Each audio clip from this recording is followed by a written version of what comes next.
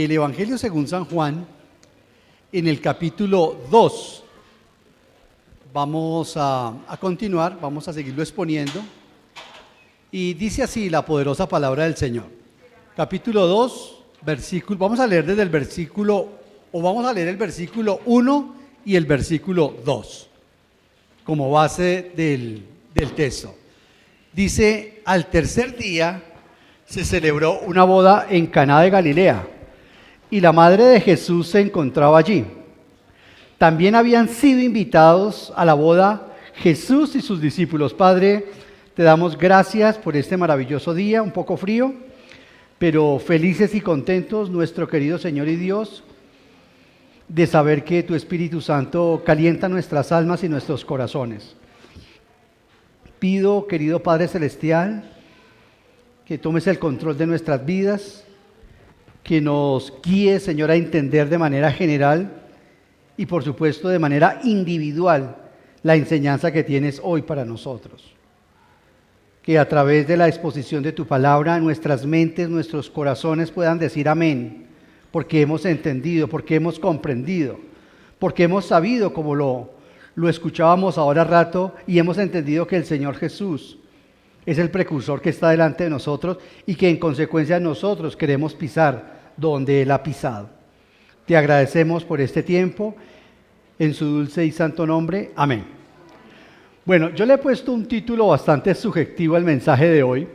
Cristo trae el vino nuevo al matrimonio, o Cristo puede darte un nuevo vino a tu matrimonio. Pero también puede llamarse este mensaje fácilmente ¿cómo se salva el pecador? Porque eso también va a enseñar el pasaje. ¿Cómo se salva el pecador? ¿Cuál es la institución más grande en la tierra? El matrimonio, ¿verdad? No es la iglesia, es el matrimonio. La iglesia es la esposa de Cristo y claro, es una gran institución. La institución más grande definitivamente es el matrimonio. La palabra de Dios, como lo hemos referenciado, y a mí me gusta hacer constantemente énfasis en ello, porque cuando nosotros encontramos un énfasis en la Biblia, Dios está llamando nuestra atención en ese orden de ideas, debemos ver por qué llama la atención el Señor. Una de las bienaventuranzas es ¿cuál? Una de las bienaventuranzas más grandes es la mansedumbre. Es tal vez la bienaventuranza de mayor desafío. La gente asocia mansedumbre con ser menso, pero la mansedumbre no tiene nada que ver con ello. Mansedumbre es poder controlado, como era el Señor Jesús. Y el matrimonio sí que trabaja nuestra mansedumbre, sí que desarrolla esa área y ese fruto, porque es un fruto, un aspecto del fruto del Espíritu Santo, de acuerdo con Gálatas 5, donde Pablo dice que uno de esos capullos de ese gran fruto que produce el Espíritu en el creyente es la mansedumbre. De manera, queridos hermanos, que me gusta llamar su atención porque, como lo dije ahora 8 días, la humanidad se perdió en un matrimonio. Fue en una tarde, digámoslo así, fue en un día en el cual este matrimonio caminó fuera de la voluntad del Señor, ¿cierto? Y en ese orden de ideas se echó a perder la humanidad. Entonces, se nos cuenta y se nos da inicio en las Sagradas Escrituras del matrimonio. Y hoy vamos a ver que el Señor Jesús comienza su vida ministerial de forma pública, ¿por qué no decirlo así? Ya con 6 de sus discípulos, ahora 8 días vimos que ya llegó a reclutar al 6º discípulo, ya llegó al 6º discípulo del Señor, y que la Biblia termina en Apocalipsis también, con el matrimonio del Señor Jesús con la iglesia. El matrimonio de Cristo, eso no va a ocurrir aquí en la tierra. Yo no creo que ocurra aquí en la tierra. Entendemos que ocurre con base en lo que dice la palabra del Señor en el cielo. Lo que va a ocurrir aquí son las bodas del Cordero, la cena de las bodas del Cordero va a ocurrir acá, donde Israel como nación estará invitada. Pero Israel no estará en el cielo cuando nosotros nos casemos. Digamos que ese es un contexto bastante importante para saber por qué la Biblia también termina en un matrimonio. Y esto no es casual. Cristo comienza justamente su vida ministerial restaurando lo que Satanás hizo.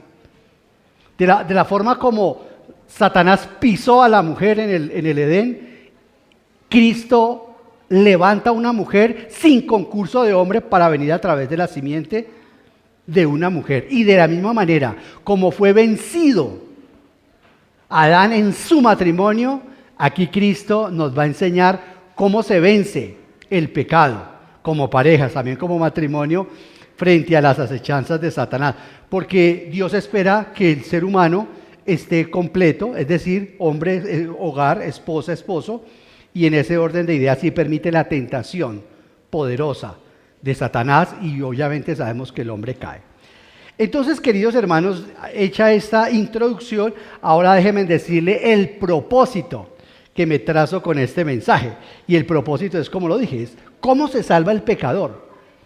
¿Cómo se salva un ser humano que ha nacido, como todos nosotros, en delitos y pecados? Este primer milagro nos va a enseñar que la salvación es por gracia. La salvación es por gracia. Y el medio, la fe. La salvación es por gracia. La salvación no es por fe. La salvación es por gracia. Solamente que cuando usted coteja la fe frente a las obras, ahí sí decimos que la salvación es solo por fe, sin obras. Pero cuando usted ve de la perspectiva teológica por qué Dios decide salvar al ser humano, nos damos cuenta que es porque se manifestó su bondad y su misericordia, y por gracia salva al ser humano. No porque usted y yo seamos demasiado listos y hayamos aceptado a Jesucristo. Eso es un resultado de que nosotros hemos experimentado la gracia del Señor en nuestras vidas. ¿Amén? Bueno, muy bien.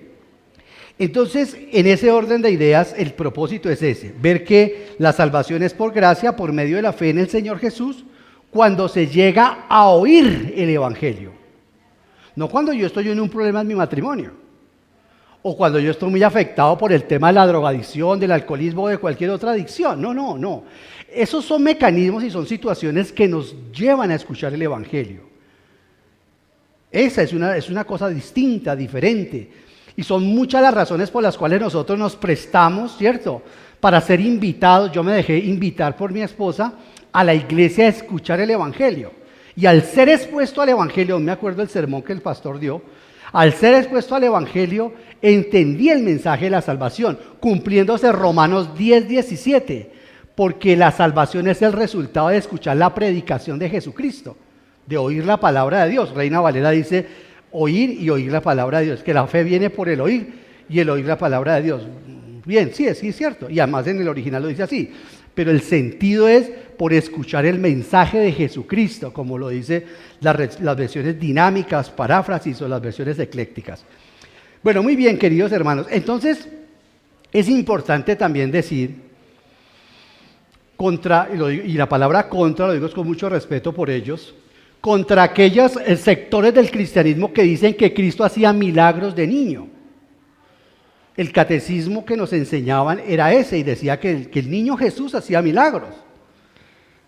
Pero las Sagradas Escrituras nos muestran, con base en la Biblia, que el primer milagro que el Señor Jesucristo hizo fue acá, en esta boda. Ahí dice el versículo 11, véalo rápidamente, ya terminamos el sermón, vea. El versículo 11 dice, esta es la primera de sus señales. Si esta es la primera de sus señales, ¿está mintiendo Juan? No, alguien dice, no, las primeras de las 7 señales que Juan quiso decir. No es cierto. Porque si bien es cierto que Juan va a sacar solamente 7 señales, porque todos los milagros del Señor Jesucristo no significan algo. Porque te han escuchado eso. Cada milagro que el Señor Jesucristo hizo significa algo. No es cierto. Estas 7 señales sí significan algo. Muchos de los milagros que hizo el Señor fue por pura misericordia, por pura compasión. ¿De acuerdo? Entonces, porque si no caeríamos en algo que se llama alegoría. Cada milagro entonces lo volvemos que no, hay que entender bien. Por eso es que Juan dice, hizo muchos milagros, pero no están registrados. Los que aparecen en los sinópticos, también muchos de ellos tienen significado parabólico. Estos 7 milagros de Juan sí tienen un sentido parabólico. Esto es porque son 7 señales que él va a escoger. Y cada señal viene el sermón. Cada señal, el Señor hace el milagro y luego viene con el sermón. Vamos a ver, da el pan y luego da el sermón del pan. Aquí lo mismo. Va a ser el milagro del vino, de convertir el agua en vino, ¿no? Y nos vamos a entender por qué cuál es el sentido del haber hecho eso. No es como muchos dicen, no, esa cantidad ahí de apiados, de borrachos, ya vieron, han mandado todos para la casa. Si se acabó el vino en esa fiesta, mándenlos a todos para la casa para que no se terminen emborrachando todos, ¿cierto? Ese pietismo, digámoslo así, que se ha infiltrado dentro de la iglesia evangélica católica. Usted no puede sostener bíblicamente la abstención de alcohol, eso es insostenible bíblicamente, porque Cristo tomaba. Y no quiere decir que era borracho. No. Es que en las Sagradas Escrituras todo exceso está prohibido. La mucha comida, la mucha ira, el mucho vino, el mucho dormir. Todo en exceso es malo. Entonces, queridos hermanos, donde dejamos ahora 8 días. Ve ahí, dice el apóstol Juan, al tercer día, me gustaría solamente quedarme en esa parte, pero tengo que evacuar los otros. Pero esta palabra del tercer día es maravillosa porque el evangelista está llevando su diario. ¿Sí? En la época mía los hombres y las mujeres llevábamos un diario. Yo no sé cuántos de aquí llevaron un diario. Yo aún llevo mi diario. Ahora es una forma devocional, por supuesto. Pero aquí vemos que el apóstol Juan continúa con su diario. El evangelista lleva su diario con esta regularidad y como ya dijimos, aquí los 3 días, ¿cierto? Dice a los 3 días. Me gusta esta versión porque dice al tercer día, o sea, se completaron sus 7 días. Los 7 días que él comenzó. ¿Amén? Los que vienen escuchando versículo a versículo o texto a texto este sermón, sabrán que van 4 días cuando el Señor ya llamó por último a Natanael. Ahora dice al tercer día, porque en el día séptimo que hizo el Señor, en la primera creación, descansó. ¿Cierto que sí? ¿Y por qué fue interrumpido el descanso del Padre Celestial? Porque entró el pecado a ese matrimonio. Mi Padre ahora trabaja, dijo el Señor Jesucristo, y yo también trabajo. No, es que Dios descansó y está descansando. No, Dios no descansó porque el pecado hizo que otra vez metiera la mano según Isaías para salvarnos. ¿Me están siguiendo, queridos hermanos? Porque el Evangelio de Juan es muy simbólico. Él cuando dice cogieron hisopo y se lo pusieron en la boca, él inmediatamente está haciendo la atención para que la persona sepa que se está refiriendo al Levítico cuando cogían el hisopo y con eso en el día de la expiación rociaban las personas, que es perdónenme la expresión, eso es una actitud equivocada de esas personas que cogen agua bendita y empiezan a hacer así. Bueno, dejemos ese tema ahí. Entonces, al tercer día aquí se completan los 7 días de la creación de Juan. Usted recordará que toda la creación primera termina con un matrimonio. Aquí los 7 días del Señor Jesucristo en su vida ministerial va a comenzar con un matrimonio. Va a empezar a restaurar por donde tiene que restaurarse, según Dios, que es por el matrimonio. ¿Me está siguiendo, iglesia?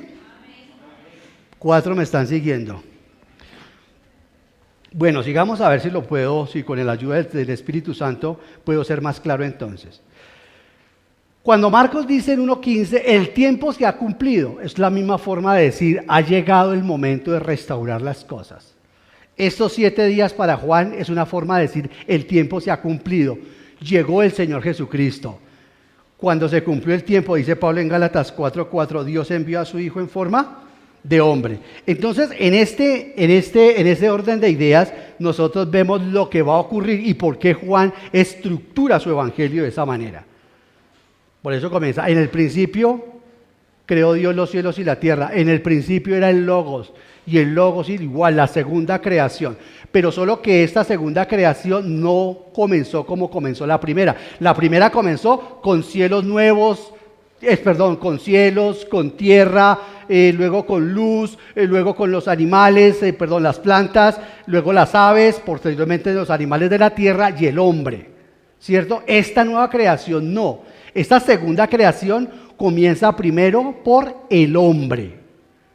Por eso en Juan 14 dice, ahora sí voy a prepararles para el lugar donde los voy a llevar. Nuevos cielos y nueva tierra. ¿Me están siguiendo, queridos hermanos? En esta segunda creación lo primero que hay que hacer es al nuevo hombre, a la nueva mujer, al nuevo matrimonio. Porque vamos a vivir en familias, digamos amén. Vamos a vivir en familias. No vamos a vivir con una cintica por acá y caminando por el cielo así, como decía el arte medieval. ¡Qué pereza! Yo me acuerdo que cuando en los primeros días del cristianismo decía, no, pues rico estar el día domingo aquí en el culto, pero toda la eternidad como si fuera un culto esto. No, allá vamos a trabajar. Bueno, los que les gustó trabajar, digan amén. Allá vamos a trabajar. Claro que vamos a trabajar, lo vamos a pasar muy bien. Entonces, queridos hermanos, ahí ya les dejo.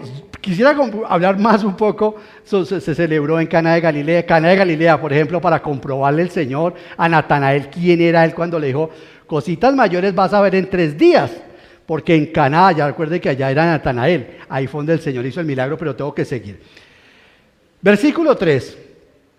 Este versículo 3 es maravilloso porque vemos que hay dice versículo 3, cuando el vino se acabó, la madre de Jesús le dijo, ya no tienen vino. Y aquí entonces, ¿qué estamos viendo? Una multitud sedienta. Gente con una sed impresionante. Y este es un cuadro. Juan quiere mostrarnos de manera concreta que este es un cuadro del mundo perdido en el día de hoy.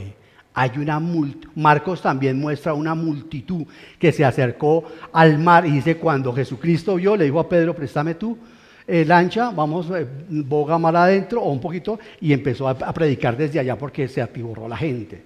Aquí también Juan tiene dentro de ese contexto, hay una multitud sedienta dentro de una fiesta, dentro de una boda. Estas bodas generalmente duraban 7 días. Imagínense eso, 7 días. Recuerden que Sansón también, la boda de él duró 7 días. Por lo general era la costumbre de ellos. Y queridos hermanos, digo que es una perspectiva, que es un cuadro del mundo, porque hoy en día la gente y los matrimonios saborean los placeres, saborean la satisfacción personal, pero con el correr del tiempo el matrimonio empieza a desgastarse, ¿cierto? Con el correr del tiempo ese aceite, ¿no? Ese vino, esa alegría, ¿cierto? Todo ese fluvio que se tenía, pues va desapareciendo. Y muchas parejas, cuando no conocen al Señor Jesucristo, entonces empiezan a utilizar argumentos como la pornografía, sexo desordenado, drogas, alcohol, ¿cierto? Como vamos bien, mi mujer me la juega y yo también. Es el lema del mundo hoy en día. Así lo hacen. Eso es lo que ofrece el mundo y eso es lo que ofrece la gente como para tratar de sostener este matrimonio.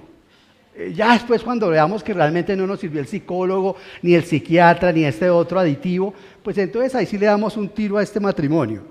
Pero queridos hermanos, ninguna de estas cosas llena el corazón humano. Nada. En consejería lo primero que nosotros decimos es pilas con la pornografía. Y ahora que tengo el privilegio de enseñar en 15 días a los jóvenes, voy a tocar un poquito el tema sobre eso. Pilas con eso, que eso es matar el matrimonio, eso es matar la sexualidad humana.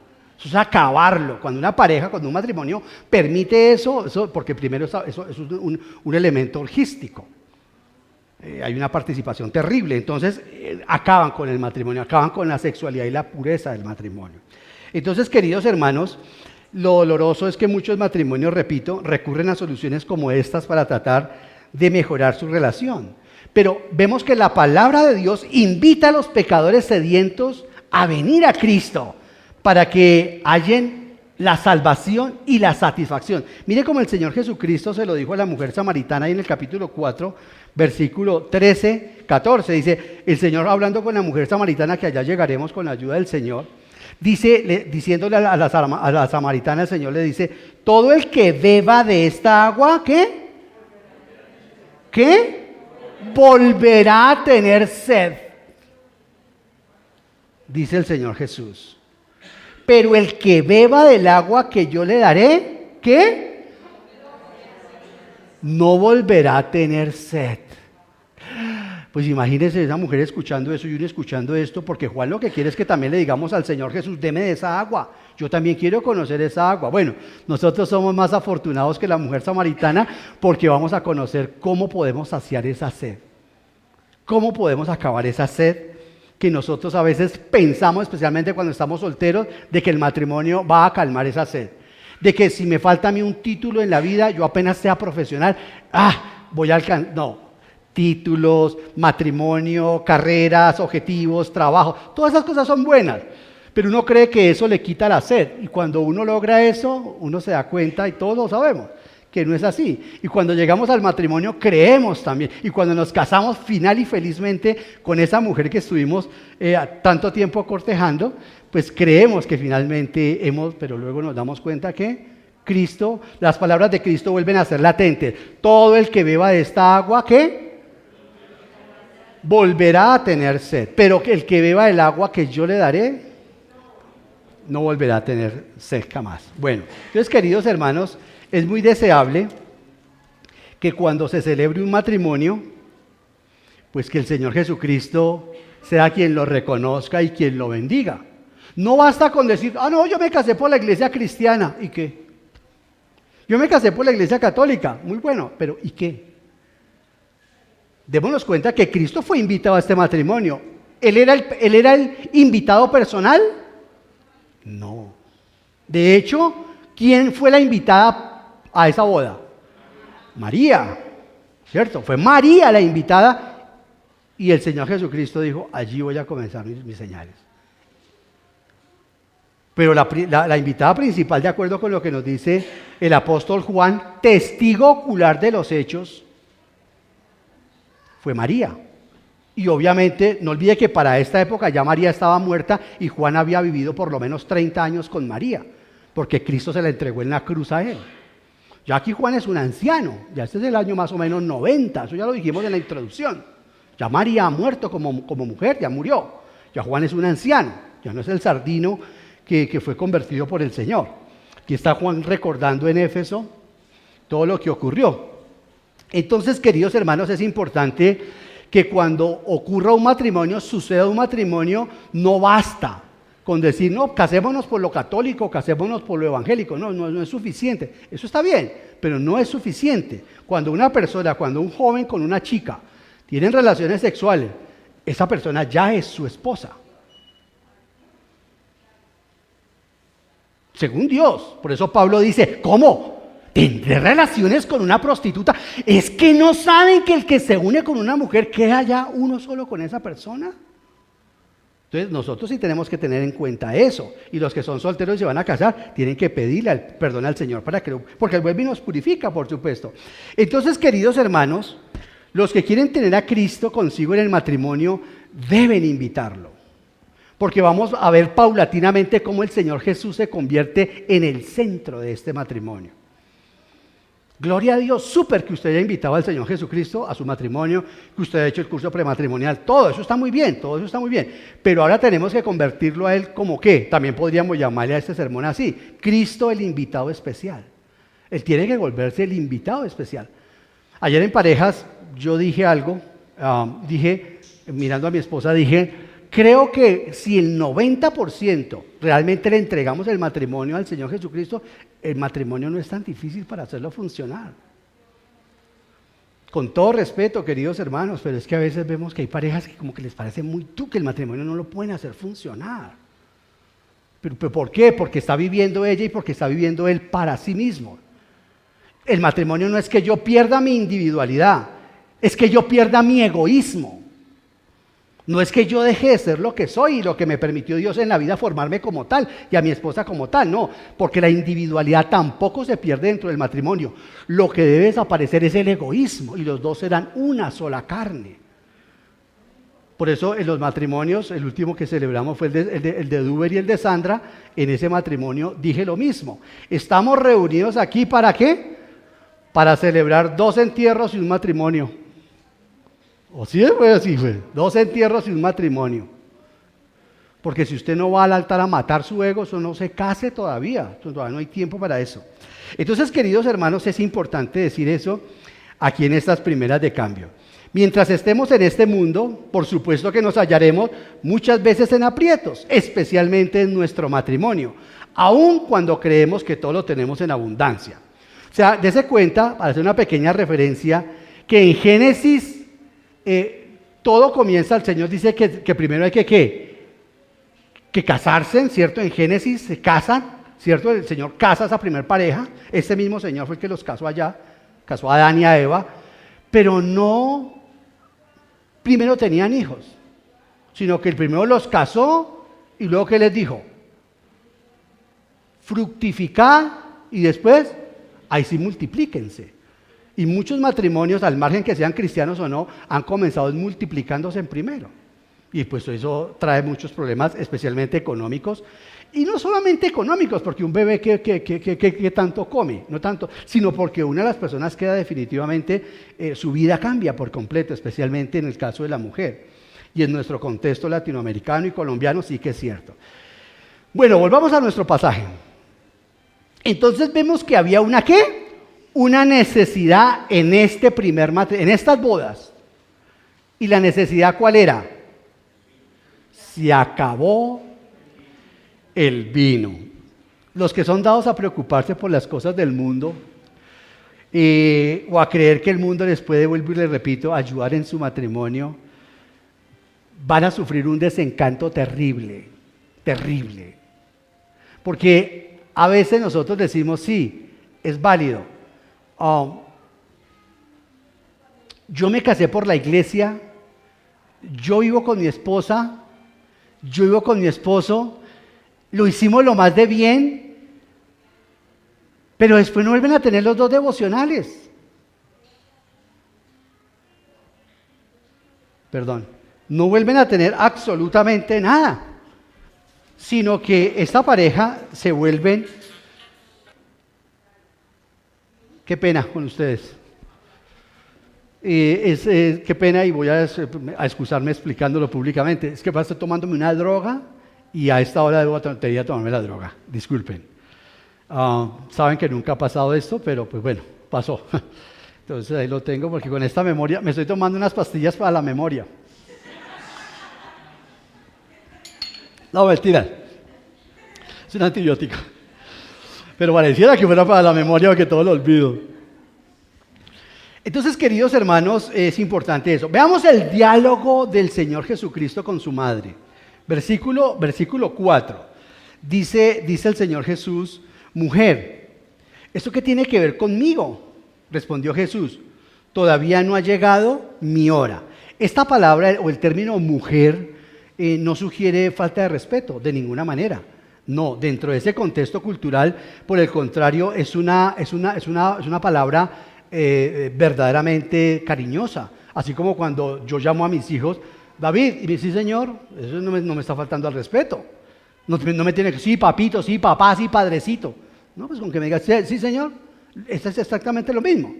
Eso es lo que le dice mujer, es una forma muy respetuosa de referirse al Señor. Algunos piensan que María deseaba aprovechar la oportunidad, concretamente la iglesia romana, mucho respeto por ellos y mucho amor. Ellos creen que la Virgen María aquí presionó para que el Señor Jesucristo hiciera su primer milagro y que por eso ella es mediadora. ¿María es mediadora? Sí, ella es tan mediadora como lo es Fernando, como lo es Rubén, como lo es Lucy, como lo soy yo. Somos mediadores y estamos, hermano, por favor, oración por tal cosa. Hermano, oración, somos intercesores, todos somos intercesores.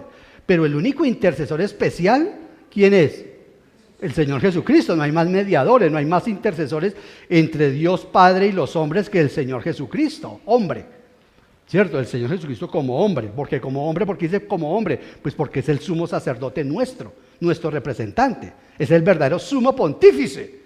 Siendo sinceros, es el verdadero papa. Él sí es papa porque es sumo pontífice. El que crea el pontífice quiere decir el que crea puentes. Y el que crea puentes, como lo vimos ahora 8 días, de la tierra al cielo. Yo soy las gradas, ¿recuerdan? Ahora 8 días, queridos hermanos. Entonces, no es necesario suponer que ella quiso que el Señor Jesucristo le ayudara a conseguir vino por medios sobrenaturales. Acordémonos que María no había visto ningún milagro. Ese es el evangelio de Tomás y el evangelio... yo tengo todos esos evangelios apócrifos, esos son evangelios que fueron escritos hasta 6 y 7 siglos después de haber sido escritos estos. Los verdaderos evangelios. El evangelio según Judas no lo escribió Judas. El evangelio según Tomás no lo escribió Tomás. El Apocalipsis de Pedro, esos fueron escritos que aparecieron después de 3, 4 siglos. Estos aparecieron cuando la mayoría estaban vivos. Por eso es que Pablo puede decir en 1 Corintios con relación a la resurrección, ¿no me creen que Cristo está vivo? Vayan, hay más de 500 personas a las cuales Él se les apareció. Algunos están vivos, sí, algunos están muertos, pero la gran mayoría están vivos. Vayan y le preguntan si creen que Cristo no se me apareció, si Cristo no está vivo. Es la evidencia. La resurrección es evidencia. Y en ese orden de ideas, este evangelio se escribió, es de los evangelios más posteriores que se escribió. Pero los otros 3 sinópticos se escribieron cuando la mayoría de las personas todavía estaban vivas. ¿Amén? Bueno, bien. Por eso este evangelio es tan diferente a los otros 3. Este evangelio, Juan lo que quiere mostrarnos es unos aspectos distintos del Señor Jesús. La tradición cuenta, una buena tradición, porque también nosotros los evangélicos somos también a veces de atar. Entonces, todo lo que sea tradición, no, eso botémoslo, eso no sirve para nada. No, tampoco. Que no le damos el estatus, ¿cierto?, de autoridad como las Sagradas Escrituras, está bien. Que a los libros deuterocanónicos, ¿cierto? No, una vez estábamos en un debate muy amable, muy grato, me invitaron a un debate, y entonces la persona dijo, bueno, la pregunta es, ¿usted qué piensa de los libros apócrifos? Los que están en la Biblia y ta. El debate se acabó porque yo le dije, bueno, primero que todo, esos no son libros apócrifos. No le dije a él ignorante, pero él se dio cuenta. Le dije, no son libros apócrifos. Esos son libros deuterocanónicos, porque quien dice que los escribió, y son historia de la nación de Israel. Apócrifos son el Evangelio de Tomás, porque apócrifo tiene la connotación, y de hecho lo es, falso, mentiroso. Pero los deuterocanónicos no son falsos ni son mentirosos. Quien escribió Tobías, hay que entender también eso. Más bien son del segundo canon, unos libros que canonizaron los judíos helénicos, los judíos que estaban en la dispersión. Pero eso es otro tema, eso es criticismo textual. Por ahora entonces sigamos acá. Entonces una tradición de la iglesia dice que quien se estaba casando, o la persona que eran unos familiares de María, era una boda de un pariente de ella. Y obviamente, según la tradición, se estaba casando un hijo de Salomé. Ahorita no sé si fue Eliseo, creo que fue Eliseo el que leyó justamente en la cruz. Ahí estaba Salomé, nos leyó ahorita de Salomé. Estaban las 3 Marías. Estaba Salomé, sí, María, la madre de Jacob, esa es la Virgen María. Estaba Salomé, que es la hermana de la Virgen María. Y estaba María Magdalena, no lo leyó ahorita Eliseo. Y cuando dice María, la mamá de Jacob, es porque es así, porque María tuvo otros hijos. Lo dicen las Sagradas Escrituras. Además, si no tuvo más hijos, ¿qué ejemplo sería como esposa? Hay un error gravísimo allí. Es una mujer que es un ejemplo como esposa. Oigan, hermanos queridos, ¿y se predican tan pocos sermones de la Virgen María? Yo voy a predicar por lo menos 2, si Dios me da licencia, claro, cuando toque con ella. Es una mujer maravillosa, pues para haber sido escogida, algo le vio el Padre Celestial, ¿o no? ¿Ah? Vamos a ver con la ayuda del Señor cuando lleguemos a ella. ¡Qué mujer! Un ejemplo en todos los aspectos. Imagínense, por ejemplo, ella es la que vindica a Eva. Uno va viendo todos los errores que tuvo Eva y uno va viendo todos los aciertos que tuvo María. Todos. Es maravilloso. Hay un streaming de los sermones de María. Bueno, vea versículo 5. Vea que María no le dijo, ay, mijito, ¿por qué me contesta así tan feo? ¿Le dijo eso? No, porque la palabra, vuelvo y repito, es respetuosa. Ella dice, su madre le dijo a los sirvientes, hagan lo que Él les ordene. Esta palabra me fascina, me encanta, porque todos los que amamos a la Virgen María deberíamos hacer lo que ella nos invita a hacer. Hablaba yo con unos católicos romanos también en un debate muy decente, muy respetuoso, y yo le dije a ellos, no, nosotros los evangélicos sí amamos a María. No, ustedes no la obedecen, nosotros sí la obedecemos, y nosotros los evangélicos sí le hacemos caso a la Virgen María, porque vea lo que ella dice, hagan todo lo que yo digo o hagan todo lo que Cristo hace. Nosotros los evangélicos hacemos todo lo que Jesús nos dice que hagamos, siendo obedientes. Si es como comparte uno la fe con ellos, ¿a quién le gustaría que le trataran mal a su mamá? ¿Por qué los evangélicos creemos que al Señor Jesús sí le gustaría que le trataran mal a la suya? No, eso es un error, eso es una torpeza gravísima, muy grave, muy torpe de nuestra parte, y lo digo con mucho respeto, pero mea culpa. Entonces, queridos hermanos, nosotros debemos hacer lo que María dijo, una mujer que dice, hagan todo lo que Él les ordene.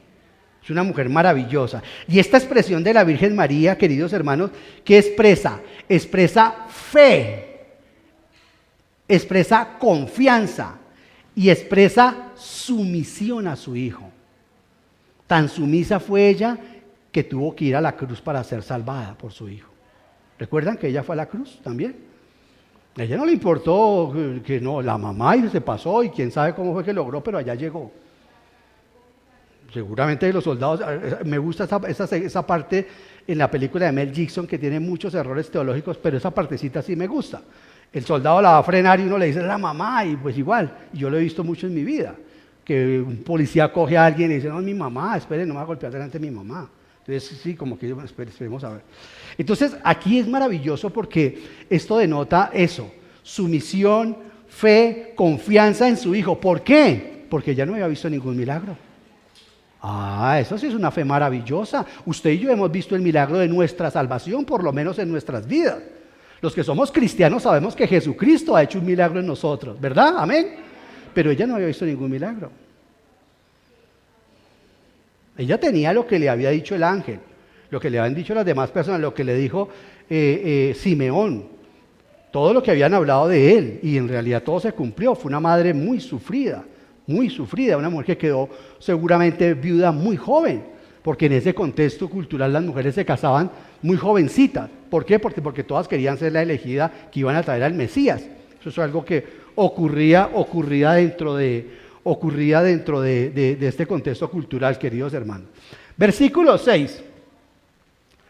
Había allí que 6 tinajas de piedra.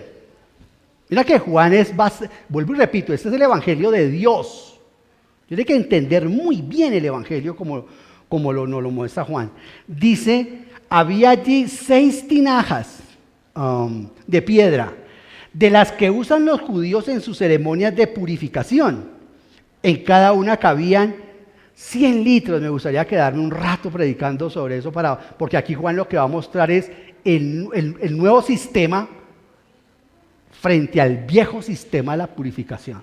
Pero no me puedo quedar ahí. Será cuando veamos exegéticamente. Por ahora déjenme decirle lo siguiente. El 6 representa en la gematría bíblica el corazón del hombre. Perdón, representa al hombre. Porque el hombre fue hecho en el día 6. El 7 representa la plenitud de Dios. El 6, los judíos se expresan de esa manera. Sus símbolos y sus letras son muy diferentes a como nosotros nos expresamos en nuestra cultura. Entonces, queridos hermanos, el 6 en la cultura de ellos representa siempre. Por eso el anticristo, o en la época del anticristo, ¿qué será? El 6, 6, 6. ¿Cierto? El número del anticristo será el 6 y no es un número malo en sí mismo. Lo que nos quiere decir este mismo Juan es el humanismo en su más grande expresión. Eso es lo que quiere decir el 666. Pero no se preocupe, porque al 666 lo va a acabar ¿quién? El 777. Y no es el 77 de Cantinflas. ¿Sí? El 7, el bombero, el 777. Qué buena película, ¿no? Pedrito se ríe conmigo, qué buena película, ¿no? Unas películas a las de ese hombre, Mario Moreno. Hay cristianos que creen que reírse es pecado. Esto se acabó. Eso del Antiguo Testamento se acabó. Que se entraba pasito al templo, no ahí se despertara el Señor. Y en la iglesia romana enseñan eso porque ellos adoptaron esa posición. El pasito, no ahí sea que se despierte de pronto el Señor. O yo no sé quién se despierte quién. Pero entonces, queridos hermanos, es importante entender que las tinajas o las vasijas representan al corazón humano. Y en este contexto es un corazón que está duro y vacío. Duro. Y el corazón del hombre es duro, duro. Mi esposa, mis hijos y Eduardito, el anciano del centro, cuando me ayudaron a subir las escaleras que salí de la UCI, le dije, traigo el corazón de diamante. Bueno, es una cosa distinta tener un corazón endurecido por la piedra, que el Señor le prometió a Ezequiel eso y el Señor me regaló esa promesa también en la UCI. Un corazón de diamante, el diamante, pero una cosa es diamante, otra cosa es de piedra. Y el corazón del ser humano, sobre todo cuando los hombres se expresan con las... Siéntese ahí. Abre la puerta, no. Duros. Hay hombres muy duros con su esposa. Duros. Entonces, ahí vamos metiéndonos. El corazón del hombre, esas tinajas representan el corazón del ser humano. Ahí en esa tinaja se va a echar el agua. Vamos a ir paso a pasito a ver a dónde nos lleva esto. La palabra de Dios, queridos hermanos, compara al ser humano como una vasija. Segunda Timoteo 2, no vayan, yo se los leo. Segunda Timoteo 2:20 dice: en una casa grande no solo hay vasos de oro y de plata, sino también de madera y de barro. Si alguien se mantiene limpio, llegará a ser un vaso noble, santificado, útil para el Señor. Ahí vemos que el corazón, o sea, cuando dice el corazón no se refiere a este ariete, a este músculo, ¿no? En las Sagradas Escrituras el corazón es el hombre interior, el que les está hablando, el hombre nuevo. Sí, en la Biblia el corazón es el ser humano. Por eso es que en la Biblia el corazón tiene pies, tiene manos, tiene boca. Cuida tu corazón, no solamente aquí el corazón, no, la vida misma. Esa es la forma de expresión de ellos. Entonces, queridos hermanos, en ese orden de ideas vemos que la vida del pecador puede parecer muy encantadora por fuera, pero Dios ve que está vacía según esto. Que el corazón del hombre está completamente vacío e inútil, a no ser que Dios haga un milagro en ese corazón, no antes de casarme. Ojalá lo hiciera antes de casarme. Pero eso no ocurre, porque el matrimonio se aprende es en la marcha, que decíamos ayer, ¿cierto? En la marcha es que se aprende eso. Porque yo vengo de un contexto donde no sé cómo es vivir con una mujer, cómo piensan las mujeres, es una cosa completamente diferente. Ayer era soltero, hoy soy casado, ¿cierto? Ayer era fácil evitar los defectos que ella me los viera, ahora vivimos juntos y es difícil no escondérselos, todos los ven. Entonces, queridos hermanos, es importante entender eso. Este corazón está duro y está vacío. Veamos el versículo 7 y 8 para correr un poquito. Jesús dijo a los sirvientes: llenen de agua las tinajas. Y tomemos de una vez la palabra sirviente por usted y por mí, los servidores. Jesús dijo a los sirvientes: llenen de agua las tinajas. Y los sirvientes las llenaron hasta el borde. Ahora saquen un poco y llévenlo al encargado del banquete, les dijo Jesús. Bueno, aquí en este primer versículo, en este capítulo, en este versículo 7, vemos cómo se llenan con agua, ¿qué? Las tinajas estaban ¿cómo? Vacías. Les fueron y los sirvientes echaron agua. ¿Sí estamos bien? Bueno, muy bien. En la Biblia el agua para lavarse o para tomar es una imagen de la palabra de Dios. Por eso cuando el Señor Jesucristo le dice a Nicodemo, allá llegaremos y Dios nos da licencia, deben nacer de espíritu y de agua. Y la iglesia romana dice que agua ya es bautismo. No, la Biblia. O sea, cuando se predica la Biblia, lo que le dijo el Señor Jesucristo a Nicodemo, allá llegaremos, el Espíritu Santo entra en el ser humano. No por medio del bautismo. Entonces, agua en este contexto se refiere a la palabra del Señor. Amén, queridos hermanos. Bueno, muy bien. Entonces es muy importante. Vean Efesios 5:26. Veamos Efesios. Allá sí quisiera que me acompañaran o si tienen ahí la posibilidad. Efesios 5:26. Hablando Pablo sobre los deberes conyugales.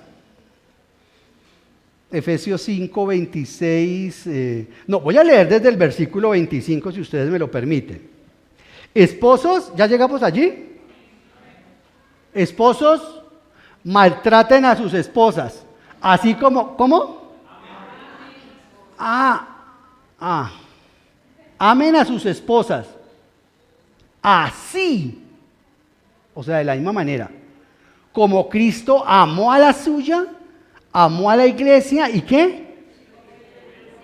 Y se entregó por ella. Véalo, a donde los quería llevar, versículo 26. Y se entregó por ella para hacerla santa. ¿Y cómo hizo ese milagro Jesucristo? ¿Cómo fue que Jesucristo hizo y está haciendo para volvernos a nosotras la iglesia puras y santas? ¿Cómo? Véalo, ahí lo dice cómo. Para hacerla santa, Él la purificó lavándola. Pero no me pare ahí, no se me detenga ahí, con agua. ¿Cuál es el agua? Mediante la palabra. O sea que yo santifico a mi esposa con mis palabras. O sea que yo destruyo a mis mujeres con mis palabras. Un hombre dice, es que yo quisiera una mejor mujer. Usted puede tener una mejor mujer si lo desea. Pero la consigue ¿cómo? A través del trato que le dé para que usted se la presente como usted quiere que ella sea. Porque ¿dónde va a aprender ella a estar casada si nunca ha estado casada, si nunca fue casada? Al igual que nosotros somos primíparos. Pero aquí nos está dando el apóstol Pablo una clave impresionante. ¿Cómo nosotros estamos acá? Estamos siendo edificados a través de la predicación de la palabra, ¿cierto que sí? Y es lo que nos gusta y venimos aquí a la iglesia y el Señor nos edifica. De la misma manera es la forma como yo santifico a mi mujer, a través de mis palabras. Por eso ahí dice la palabra, en el original dice, esposos, amen con amor sacrificial, agapao, porque escuchar a una esposa es a veces difícil, sobre todo cuando están contentas. Claro, porque cuando están contentas la mujer habla en libertad. Habla con libertad. No le va a dar miedo equivocarse. ¿Ya acabé el tiempo? No, pensé que Rubén ya se me venía encima. Iba a decir, no, espere, que voy ni por la mitad. Mucho va a tocar parar entonces aquí. Bueno, digamos así. Entonces la purificó lavándola con agua mediante la palabra. Y ahí véala. Porque sí, nosotros somos la esposa de Cristo, pero somos muy feitas. Tenemos una cantidad de hierros. Pero mire lo que Él está haciendo con nosotros, para presentársela a sí mismo. O sea, Cristo nos va a presentar y por de allí el tribunal de Cristo, porque vamos a ir allá vamos a salir como impecables, como la nieve. Por eso es la necesidad del tribunal de Cristo. Después de que vayamos al tribunal de Cristo, ahí sí nos casamos con Él, ahí sí lo merecemos. Mientras tanto, estamos con muchísima mugre en nuestro atuendo. De allí que este apóstol, cuando ve bajar a la novia de Cristo, ahí en el Apocalipsis, ahí sí la ve blanquita, hermosita, preciosa la ve en el Salmo 19. Dice, estaba hermosa, divina, blanca, impoluta, santa. Y ahí venía el Cordero con ella. Ahí sí vamos a ser santos, no como somos ahorita. Por eso hemos dicho que Cristo nos ama como nos encontró, pero no nos deja como nos encontró. El proceso es santificación. Usted encontró a su esposa como la encontró, pero el proceso es santificarla. Mi proceso o mi labor es eso. Trabajamos para eso. Y usted me dirá, ¿y por qué no lee la parte de arriba? Porque soy hombre y esa parte le corresponde a las mujeres. Mujeres, sométanse a sus esposos. Eso es un tema para las mujeres, no para usted ni para mí. Eso es un texto para ellas. Para nosotros acá los hombres es ese. Y dice en ese orden de ideas, nosotros necesitamos entender entonces que la palabra, el agua es una imagen de la palabra de Dios. Mire que todo lo que, volvamos otra vez a Juan 2, por favor. Todo lo que los sirvientes tuvieron que hacer fue ¿qué? Llenar de agua las tinajas vacías.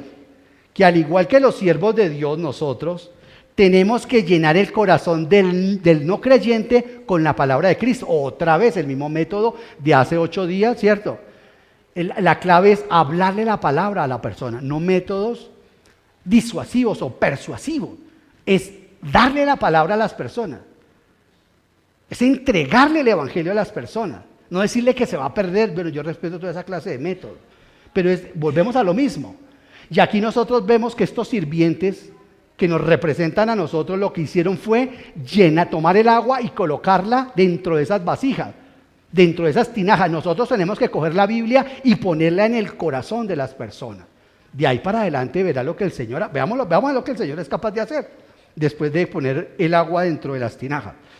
Queridos hermanos, entonces no es nuestra labor salvar las almas, como lo hemos dicho varias veces, sino que nuestra labor es darle a la gente la palabra de Dios y dejar que Cristo realice el milagro de la salvación. Esa es nuestra labor, esa es nuestra función.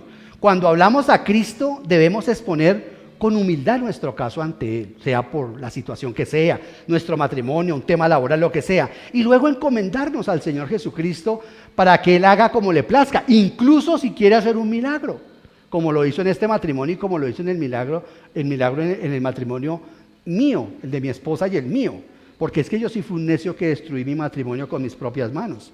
Usted no se cansa de imaginar cuánto el Señor ha hecho en nosotros, especialmente en mí. Entonces, queridos hermanos, debemos nosotros hablar con humildad al Señor Jesucristo de los problemas matrimoniales que tenemos. Debemos hablarle, literalmente, y yo con el Señor. Y si es el caso, yo por eso les digo, guarden los boticos, ¿cierto? Esos votos que nos hacemos en las bodas, guarden esos boticos y llévenselo. No para decirle a ella, mire lo que me prometiste, sino para coger y decirle, Señor, esto fue lo que yo le prometí, no le puedo cumplir. No tengo fuerza, se me está acabando el vino, no sé qué pasa, Señor. Ya no estoy sintiendo mucho amor por ella. Eso es lo que nos está diciendo, o igual la mujer, decir, Señor, yo me tengo que someter, pero realmente eso es muy duro, eso es difícil, Señor. Pero entonces vea lo que dice el voto, cuando una mujer dice, yo me prometo estar contigo y todo lo que decimos en los votos. Entonces, queridos hermanos, es maravilloso que nosotros hagamos eso y contarle eso al Señor Jesucristo. Porque piense usted por un momento digámoslo, como absurdo o como loco que le dio parecer a los sirvientes, como necio mejor, digámoslo así. Lo necio que le pareció a ellos la orden del Señor Jesús. ¿Cuál fue la orden del Señor Jesús? Hagamos una vaca y vamos y compramos más vino, a ver dónde compramos vino. O vayan y pidan prestado un milagro parecido al de Eliseo y al de Elías. No se va a acabar el agua, no se va a acabar el aceite. Aquí es un milagro igual. Y el Señor dice, echen agua en esas tinajas. Eso debió ser bastante necio para los sirvientes. Pero ¿qué es lo que pasa? Que según Pablo en 1 Corintios 1:27, Dios escogió lo necio. ¿Para qué? Para avergonzar a los sabios. El Señor escoge esos métodos. Como le decía Martín Lutero al nuncio apostólico allá en el concilio. ¿Qué te crees que muy grande, absurdo y estúpido monje? Y Lutero humildemente le decía, no Señor, lo único que yo sé es que Dios detiene la fuerza del mar con simples granos de arena en la playa. Y así ha hecho el Señor conmigo. Soy un simple grano de arena frente a su majestad.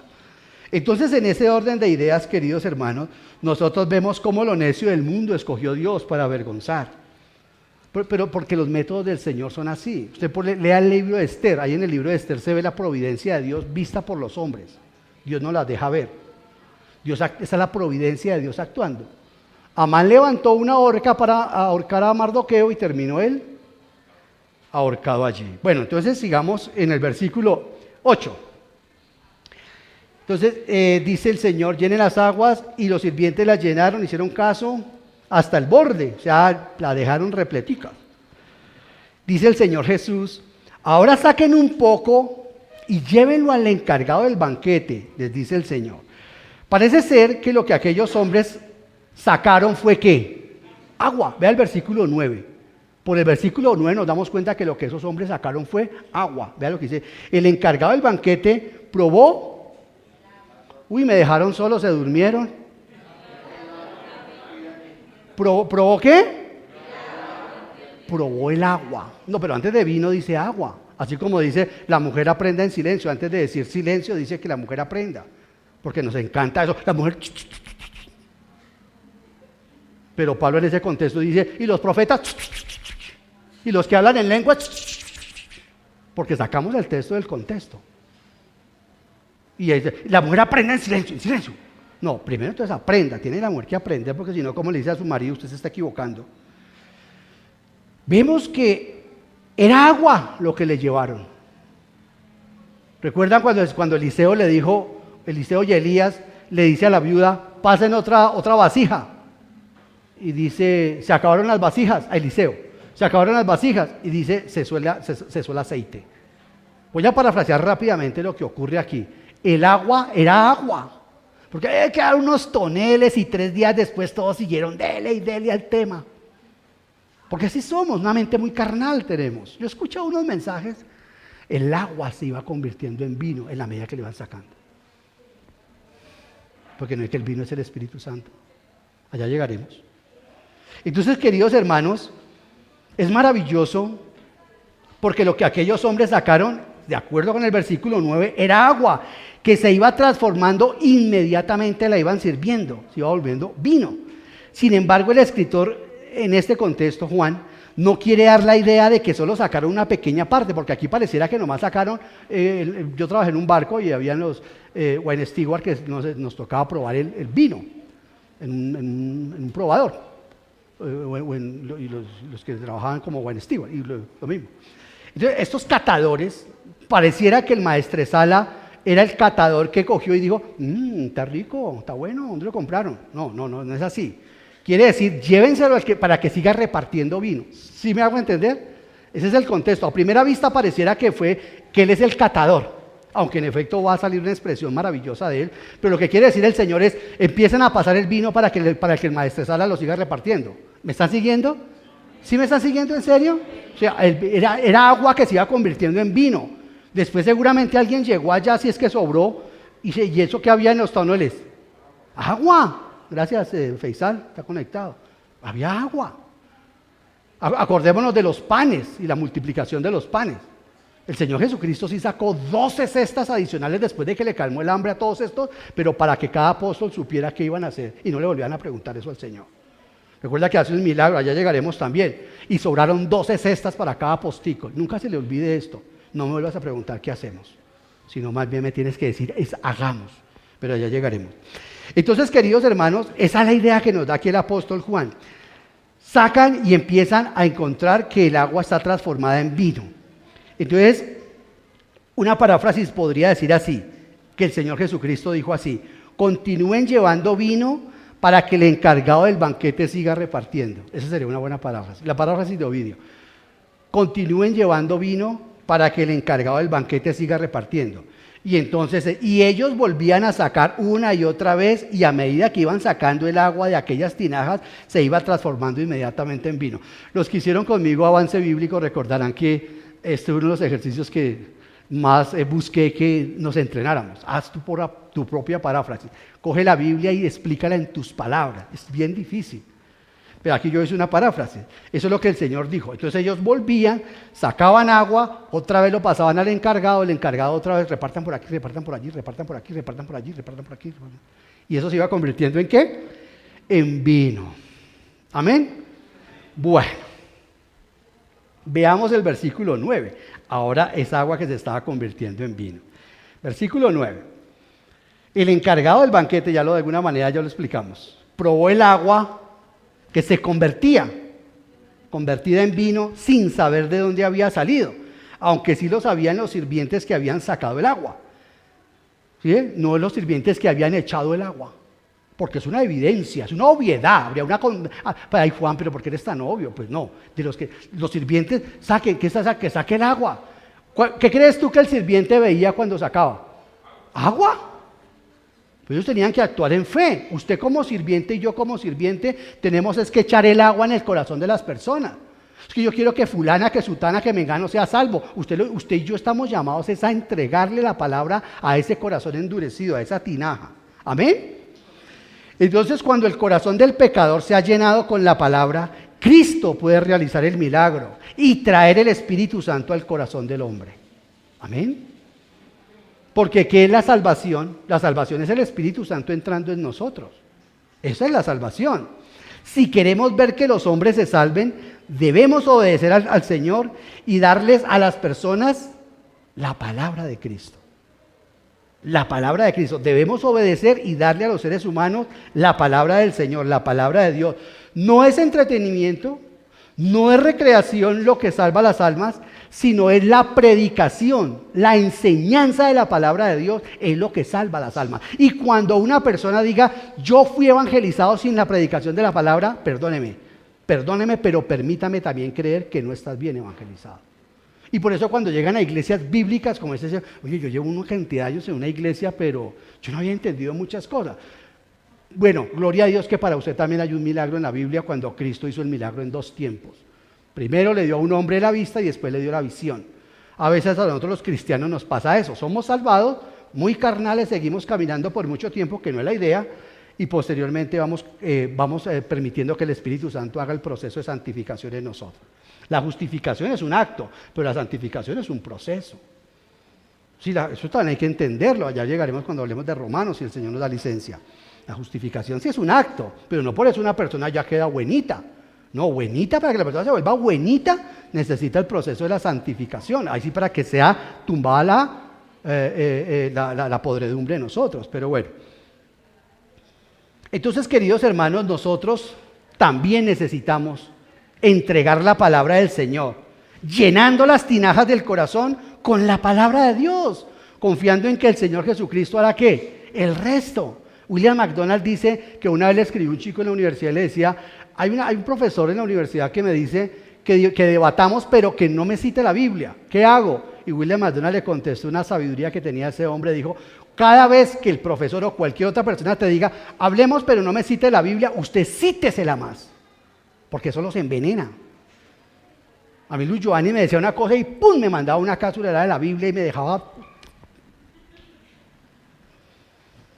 De la abundancia del corazón habla la boca. No podía con esas palabras. Y no porque hay magia, ahí es poder.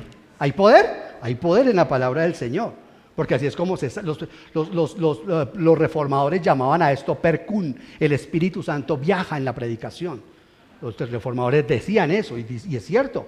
Por eso tiene que ser predicada, porque la predicación, ellos lo decían de esa manera, el Espíritu Santo entra en el corazón de la persona por medio de la predicación. Queridos hermanos, los sirvientes sí sabían de dónde venía el vino, pero la gente importante de la fiesta de las bodas no lo sabía. Usted y yo sabemos cómo ahora como sirvientes, qué es lo que necesita esta gente. ¿Qué es lo que necesitan las personas? Escuchar la palabra de Dios. Eso es lo que necesitan. Gloria a Dios, y ahora salimos a votar, yo también voy a ejercer mi derecho al voto. Y súper, pero no nos enredemos mucho. Y si gana el candidato de su preferencia o el mío, bueno, súper. Pero no nos enredemos mucho, que igual lo que escribí en estos días en Facebook, esto no lo van a cambiar ellos. Yo escribí ahí en Facebook, creer que estos hombres van a cambiar, eso es como yo colocarme un empleo arreglando sillas y arreglando mesas en el Titanic sabiendo que el Titanic se va a hundir. No, eso, pero nosotros por ahora tenemos que ejercer eso. Son las reglas de la democracia. Versículo 10. Bueno, el 9 lo terminamos o no. El encargado del banquete probó el agua convertida en vino sin saber de dónde había salido. Sí, lo terminamos. Entonces llamó aparte al novio y le dijo, todos sirven primero el mejor vino, ¿cierto? Y cuando los invitados ya han bebido mucho, entonces sirven el más barato. Pero tú has guardado ¿qué? El mejor vino hasta ahora. Y cuando uno estaba en el mundo, uno sabe perfectamente que eso hacía uno en el mundo. Todo el mundo tomaba que el whiskycito, que no sé qué, ya a las 5 de la mañana, échenle sigue aguardiente, lo que haya. Cerveza, chicha.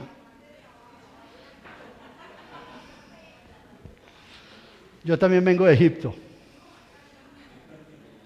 Entonces, en ese orden de ideas, aquí lo que pasa es eso. También ellos lo hacían así, después de que la persona esté tomada, que eso así no sea 3 estrellas, destape y tome. Pero vea lo que dice el maestresala. Dice, oye, todos sirven primero el mejor vino y después todos, ya cuando están bien tomaditos, guardan el mejor, no, dan el mejor vino, perdón, me perdí aquí. Cuando los invitados ya han bebido mucho, entonces sirven el más barato. Ahí está, el más barato. Pero tú has guardado el mejor vino hasta ahora. Impresionante, ¿no? Juan 1:17, recuerdan que dice que la ley por medio de Moisés fue dada, y en el Antiguo Testamento, ¿qué hizo Moisés? Convirtió el agua en sangre. Y eso habla de juicio. Pero Cristo convierte el agua en vino. Y eso habla de gracia. Ahí está Juan cotejando ambos sistemas, porque ahora lo va a enfrentar al Señor Jesucristo con el templo, que es la próxima predicación. Los dos sistemas. Queridos hermanos, esto es maravilloso, porque el Señor Jesucristo transformó el agua en vino, y esto nos habla en ese orden de ideas de ¿qué? De gracia y de gozo. No olvide que el vino simboliza ¿a quién? Tan astemios. Bueno, se lo voy a leer porque usted de pronto va a creer que yo estoy invitándolos a beber. Yo no tomo, por si acaso. Que estoy haciendo aquí apología al trago. No, pero tengo que decir lo que la palabra del Señor dice. El vino simboliza al Espíritu Santo. Mateo 9, 16, 17, por ejemplo. Dice, ni se echa vino nuevo en odres viejos. O sea, y en muchos pasajes del Espíritu Santo, otro pasaje, Efesios 5, 18. No se emborrachen con vino, sino ¿con quién? con el Espíritu Santo. ¿Y cómo hago para emborracharme con el Espíritu Santo? No, no se trata de emborracharse, se trata de ser controlado en Efesios. Pablo dice que el beodo, el borracho, cuando está borracho es controlado por el alcohol. Y dice, mientras que el que está lleno del Espíritu Santo es controlado por el Espíritu. Eso es lo que quiere decir. No como dice para un predicador centroamericano, estoy borracho del Espíritu Santo. No. Eso son mentiras, eso son patrañas. Entonces lo que nos está diciendo es eso, de la misma manera como tiene el trago o el vino la capacidad de controlar un ser humano, déjense controlar por el Espíritu Santo, dejen que el Espíritu Santo forme el fruto en ustedes, deje que Él administre todo en sus vidas, es lo que está diciendo. Y entonces, queridos hermanos, la pregunta que yo tengo es, a los casados, ¿se les está acabando el primer vino de su matrimonio o se le ha acabado? No me conteste. Es decir, no, allá hay una parejita recién casada y pues véalos cómo están. Parecen dos pajaritos en una misma jaula. Está bien, gloria a Dios por eso. Pero, queridos hermanos, el enamoramiento, los sentimientos y ese fuego que lo llevó a casarse con su cónyuge, ¿se está acabando? ¿Se ha acabado? Eso tiende a acabarse. Ayer también yo lo decía, o bueno, lo comentaba porque ayer el Señor fue leíto. Una enseñanza muy buena, pero un aporte. Claro, porque es que, mire que el Señor permite que nosotros nos casemos enamorados, ¿cierto? Para que transformemos ese proceso del enamoramiento en un romanticismo. Porque después de 2 años, ahí sí yo ya veo todos los defectos de mi mujer, y ahí sí ella ve todos los defectos míos. Ese primer vino, permítame decírselo así, el del enamoramiento, el de los sentimientos, el de ese fuego, el de esa primera incitación, se va a acabar y se está acabando. El problema es, usted tiene que renovar el vino. Es nuestra obligación hacerlo. ¿Se está agotando el vino en su matrimonio? Le tengo buenas noticias. Cristo, y solo Cristo, puede traer el nuevo vino a su matrimonio, como a este matrimonio. El Señor puede traer ese nuevo vino. ¿Cómo?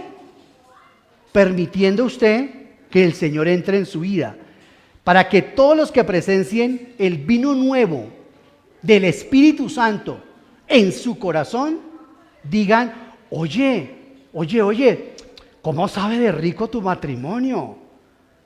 Oye, después de 15 años tu matrimonio sabe mejor. Después de 20 años tu matrimonio tiene un buque sabroso. Yo pensé que eso no le pasaba a nadie. Bueno, lo triste es que a los cristianos nos pase eso. No debería pasarnos a nosotros, los cristianos. Porque podemos echar mano del vino nuevo, del Espíritu Santo. Podemos hacer que todos nuestros hijos, nuestra familia, nuestros padres, nuestros suegros, porque el matrimonio es para eso. Una de las lecciones que aprendemos en consejería prematrimonial es para eso. El matrimonio es para llevar felicidad a otras personas. En primera instancia a mi cónyuge, en segunda instancia a otros, a nuestros hijos. Pero a veces el matrimonio se vuelve el lugar más inseguro para los hijos y se vuelven inseguros de verdad y depresivos los hijos. El matrimonio se vuelve algo como miedoso. Entonces es impresionante porque usted sí puede hacer eso, usted y yo podemos hacer eso.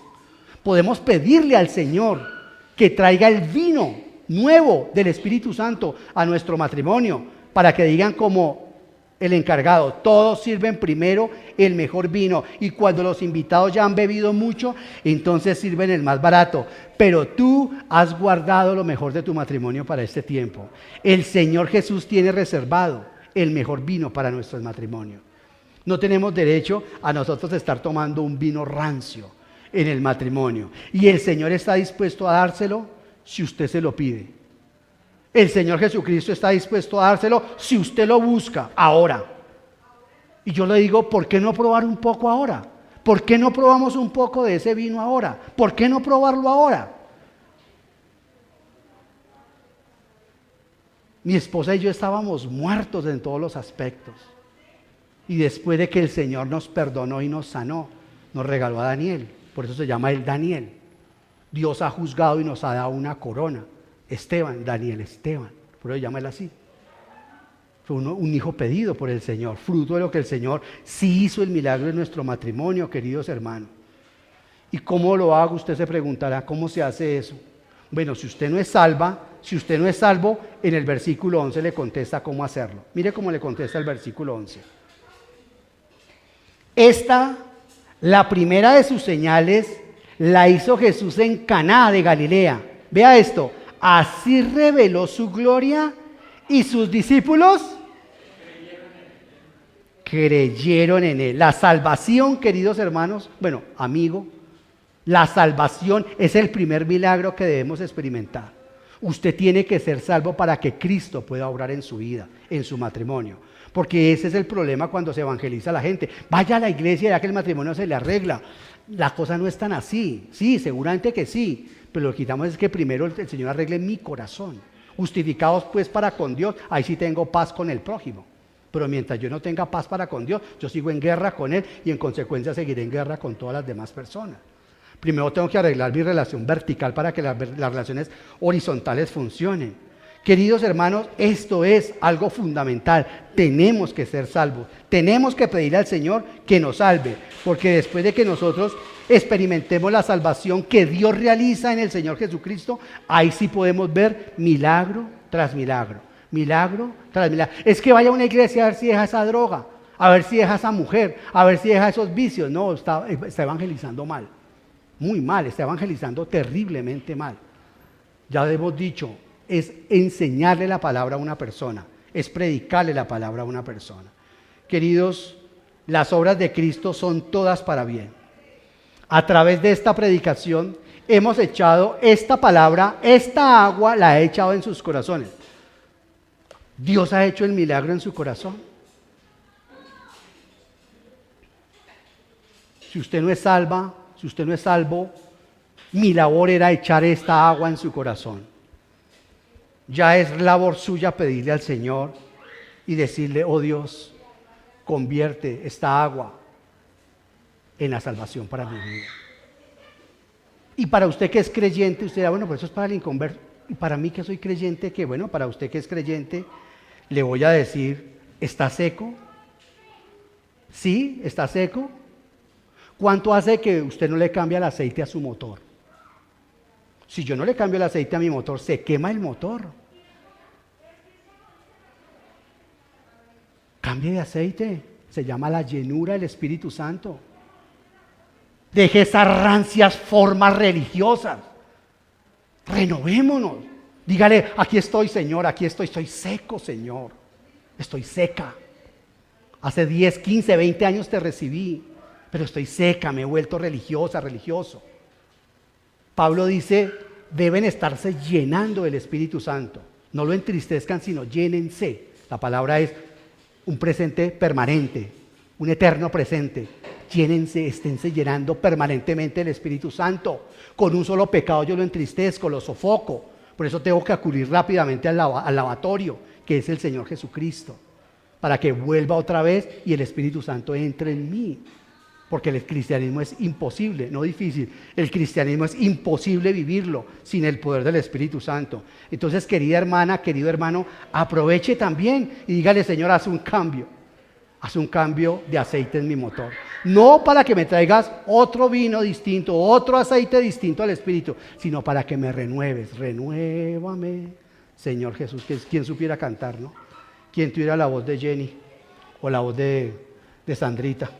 ¿Quién tuviera una voz así para cantarle eso al Señor en este momento, no? Renuévame, Señor Jesús. Renuévame, Señor. Vuelve a llenar mi cántaro con el Evangelio, con el Espíritu Santo. Saque un poco de esa agua. Véala acá. No sea mezquino con usted mismo. Coja esta Biblia y hágalo, como dice el apóstol Pablo, justificados por el Señor. Y Pablo dice en Gálatas, anden en el poder del Espíritu Santo y verá, dice el apóstol Pablo, y verá cómo el Señor los llena con el Espíritu Santo. Gálatas 5:14.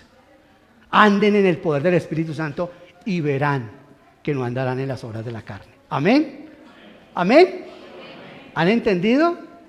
La gloria para Él. Padre, te agradecemos. Necesitamos, Señor, en esta mañana tarde, agradecerte por el poder de tu santa palabra. Señor, seguramente entre nosotros necesitamos, como cristianos, una renovación, como dice el apóstol Pablo, como dice tu santa palabra en consecuencia. Sabemos, Señor, que todo comienza cuando nos arrepentimos de nuestros pecados. Cuando, Señor, de pronto nos encontramos con tus ojos y decimos, estoy tomando la cena de una manera ligera, Dios. Estoy dejando que muchas cosas lleguen a mi hogar, en mi lenguaje, en mi trato a mi mujer. Es que ya no me hace las cosas fáciles, digo. Señor, gracias porque nos has dado como introducción que el matrimonio es uno de los elementos que tú más usas para que nosotros desarrollemos la mansedumbre, porque tu palabra dice que los mansos se heredarán la tierra. Señor, gracias por hacer el milagro de la salvación en personas que no hayan arreglado las cosas contigo. Gracias por darnos la oportunidad como sirvientes de llenar una vez más con el agua de tu santa palabra el corazón sediento de nuestros queridos asistentes y también, Señor, de nuestros hermanos para que renueven, Señor, la frescura de tu Espíritu Santo en sus vidas, Señor. Padre, nosotros los cristianos, y tú lo sabes, somos muy susceptibles a caer en religiosidad, a hacer todo, Señor, a veces así, por eso, por religiosidad. Y tú no amas la religiosidad, tú amas, Señor, la verdad en lo íntimo. Y te gusta, Señor, que te digamos, papá, no entiendo, no comprendo cómo corro a tus brazos, Señor. Gracias porque las batallas y las estrategias, Señor, las batallas que ayer gané en el poder de tu Espíritu Santo, con estrategias que el Espíritu me mostró, ya no me sirven para hoy. Ya necesito, Señor, ser otra vez dócil al impulso del Espíritu Santo para que el Espíritu Santo me dé las nuevas estrategias. Cosas como las que vimos hoy, aparentemente necias, pero Señor, esa es la manera como tú actúas. Te damos la gloria y la honra en Cristo Jesús. Amén. Amén.